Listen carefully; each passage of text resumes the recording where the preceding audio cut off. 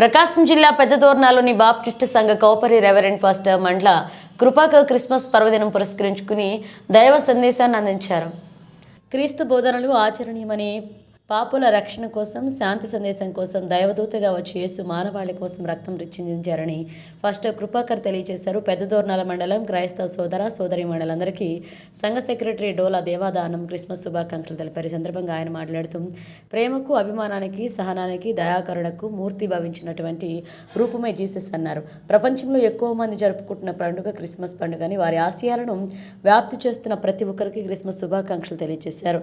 ఆయన బోధనలు కేవలం ఏదో ఒక మతానికి మాత్రమే సంబంధించినవని కావని, యావత్ మానవాళికి మేలు చేశావన్నారు. పెద్దదోర్నాలోని Roman Catholic church, Lutheran church, living evangelical fellowship, సియోను ప్రార్థనా మందిరం, చర్చ్ ఆఫ్ క్రైస్ట్ తదితర చర్చిలో క్రైస్తవ సోదరులు భక్తి శ్రద్ధలతో ప్రార్థనలు నిర్వహించారు.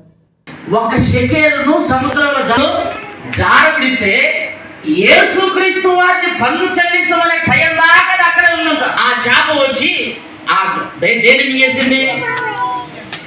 ఉన్నటువంటి షెకెల్, ఒక షెకెల్ దొరుకుతుంది, అది తీసుకొని నీకు నాకు ఇద్దరి కట్టయ్యా అన్నాడు. హల్లెలూయా.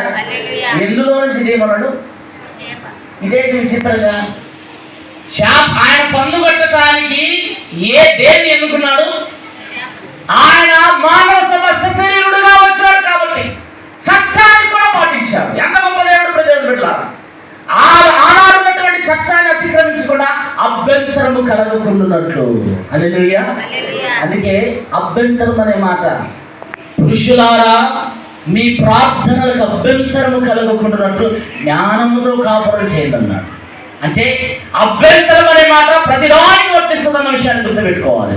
కాబట్టి నీవు వెళ్ళి గానం వేసి దేనిదేమన్నాడు? దేవుడు ఇప్పుడు చేపను ఆయన వాడుకున్నాడు. చెప్పండి, ఆయనకు అవసరమైతే చేపను వాడుకుంటాడు, జంతువులను వాడుకుంటాడు, అన్నిటిని వాడుకుంటాడు. ఇప్పుడు నీకేమి తోచుతున్నది? భూరాజులు సుంకమును పన్నును ఎవరి యొద్ద వసూలు చేయుదురు?